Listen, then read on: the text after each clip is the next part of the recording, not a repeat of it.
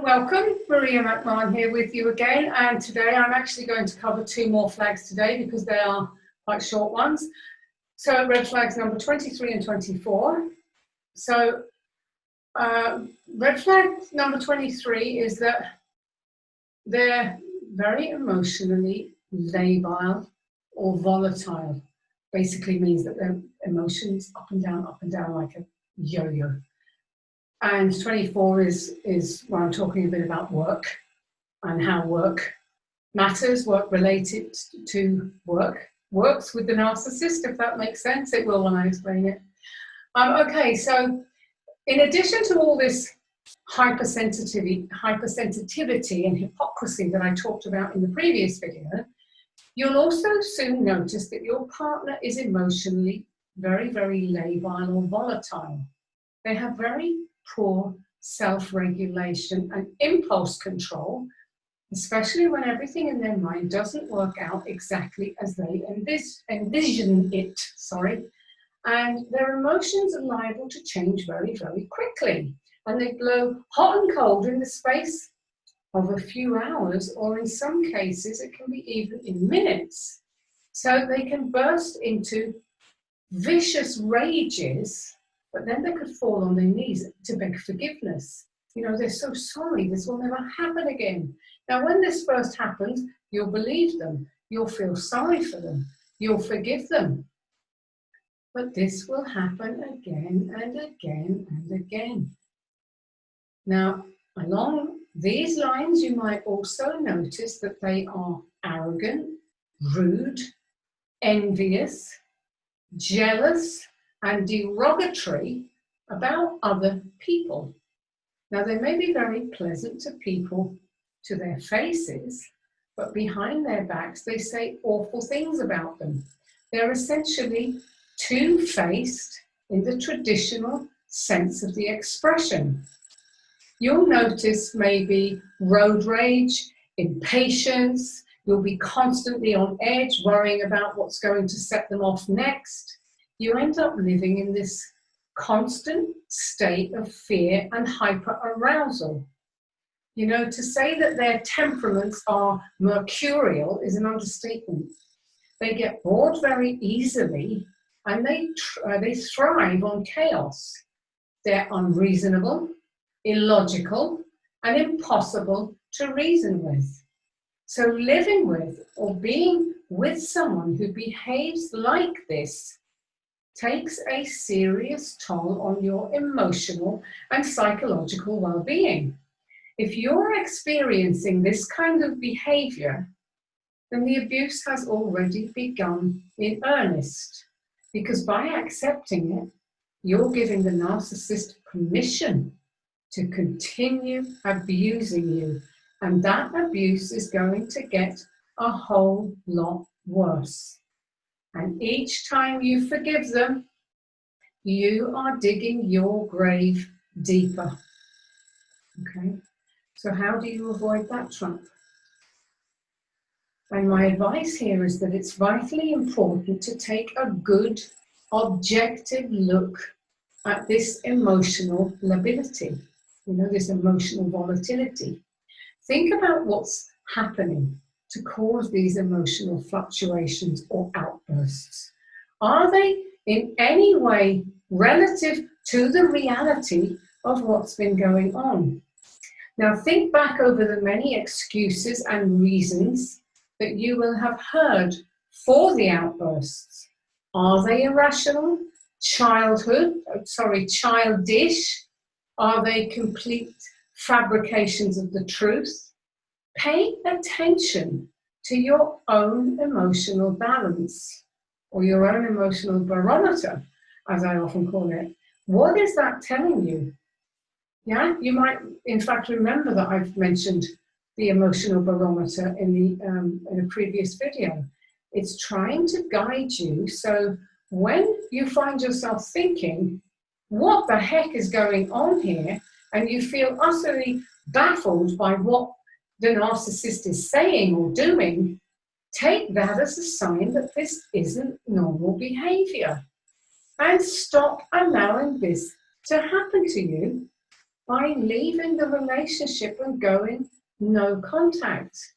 This person is not going to change, and no amount of love from you can change or fix him or her.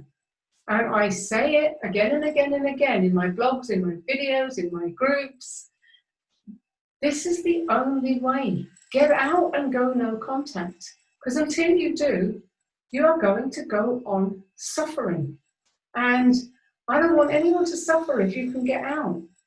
And often when I say this, people will say to me, but what if you can't get out?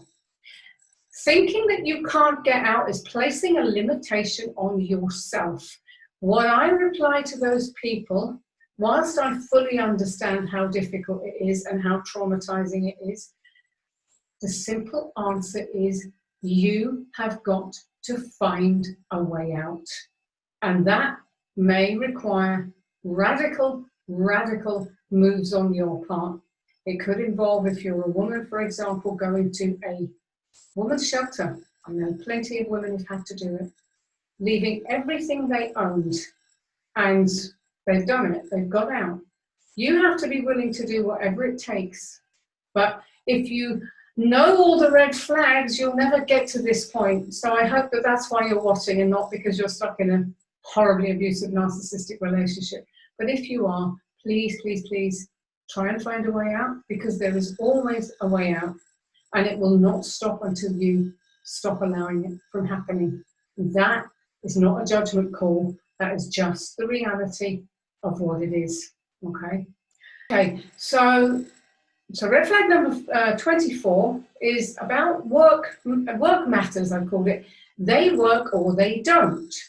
Now, the reason I'm including work as a red flag is because with one, you're going to be doing all the work, and with the other, it's important to know that a polished profession or a high-powered job is no guarantee that a person isn't a narcissist.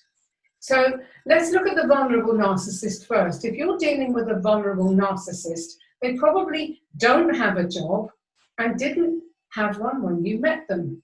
And they will have blamed illness, injury, depression, or some ailment or other for why they can't work.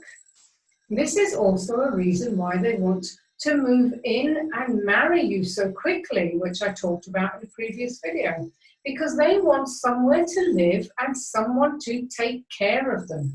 You'll be the breadwinner, and they will feel no obligation to contribute in any way. They will happily lie on the couch all day long watching sports or whatever whilst you're at work, and when you come home, they'll expect you to cook the dinner. And again, I reiterate here, this isn't just for women. I've got guys in my group who've had the same thing happening. They have victim, vulnerable, female narcissists in their lives. They go out and work. When they come home, they find that she's done bugger all day long. She's sat on the couch watching TV. Nothing has been done. They end up having to do all the household chores. Goes on all the time. So I am not just saying that this is what guys do. Women do this to guys as well. Okay, if you happen to be a guy watching.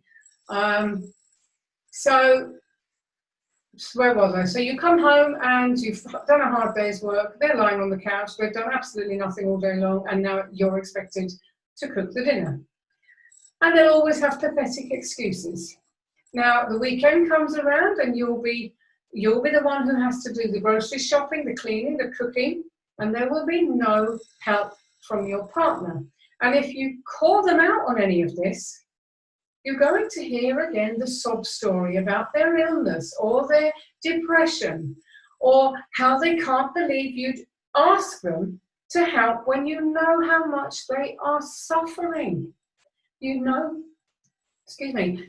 how tired they get, you know how little energy they have, yada, yada, yada. And if you also happen to have children together, they'll also expect you to do the majority of the childcare. That'll all fall to you as well. Now, these these types of narcissists, the vulnerable victims, are work-shy hypochondriacs who will go to extremes to avoid doing anything remotely related to work. And they will even go as far as to faking illness, go to the accident and emergency at the local hospital to get checked out for some bogus complaint, just so that they have a valid, seemingly valid excuse. Oh, I was at the hospital, I was so ill, I thought I was having a heart attack. Oh my God, I thought I was dying. Your purpose in their life is to mother them.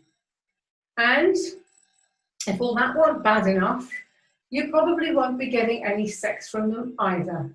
I'm going to talk more about sex in the relationship with a narcissist later on when we get to red flag number 35. Now, let's have a look at the overt and the covert narcissists that are different to the vulnerables. Now, these types generally have jobs because they like to be out there, meeting people, showing off their brains or their bodies, and especially because they can find potential targets in and around the workplace. Now, they may have high-powered jobs, doctors, psychologists, pastors, lawyers, spiritual leaders, vets, professors, lecturers, teachers. All of these can be narcissists. And they're often drawn to positions of power or authority. And not surprisingly, they also find their way into law enforcement and military careers. So they can be lurking everywhere and anywhere. Now, one of the things that many narcissists in this category very often have in common is a very patchy job history. So they'll have changed jobs a lot. They'll have moved around a lot. And perhaps they'll even have changed careers a lot. And you'll always hear them blame the job, the boss, the team, the company for why they left. It will never, ever be that it was their fault. So how do you avoid the trap if you're involved with some of these types? So for the vulnerable, you can avoid the trap by talking to them about their work history and their supposed illness or whatever reason they give you for not working. How long has this been going on? Don't believe everything they tell you, because they might say it's quite recent and they're keen to get back to work as soon as they're well, but that will never happen. So do some background checking of your own. Don't just take everything they say at face value. With the overts and the coverts, a patchy career or job history, in conjunction with lots of other flags, I always reiterate that, is definitely a cause for concern. And more so if you see them blaming everyone else for having to change jobs. You need to really watch out for that, because that is a very strong typical pattern of narcissists. And if you're hearing that, then you could be in for a lot of trouble with this person. So really be careful on that. Do your research, do your digging. Also be aware that a high caliber job does not a high caliber person make. And remember back, if you've been watching all these videos or you've got my book, red flag number 2 is don't judge a book by its cover. Narcissists are hiding in plain sight everywhere, absolutely everywhere. So you need to keep your eyes and your ears peeled for them, and do not let them into your life, and get them out of your life as soon as you start spotting these flags. Okay, so thank you very much for watching. I appreciate your time, and I will be back soon. I hope that you'll connect with me. Come and visit me in my Facebook group. If you're a guy, I have a guys group. If you're a woman, I have a women's group. So please connect with me. And of course, I will put my link to my book in case you'd like to grab a copy of that off Amazon. And I'll see you again soon. Thank you very much. Bye for now. So thank you very much for watching. I hope you found that, that flag useful to know about. So my name's Maria McMahon. I'm a clinical NLP hypnotherapist, and I help women and men who are trying to overcome narcissistic abuse. I have 2 Facebook groups. One is for guys, it's private group, guys only. One is for women, also private group, women only. So what I'll do is I'll put a link below the video, some links about how you'd like, if you wanted to connect with me, how you'll be able to connect with me. I'll also put a link to the book, which is currently on Amazon for just 99 cents, so it's pretty cheap. Now, if you found this video helpful, please like and comment and subscribe and come back soon for more red flags, because every Monday, Wednesday and Thursday I'll be posting until I get through all the 50. Okay, so thank you very much again, and I will see you soon. Bye for now.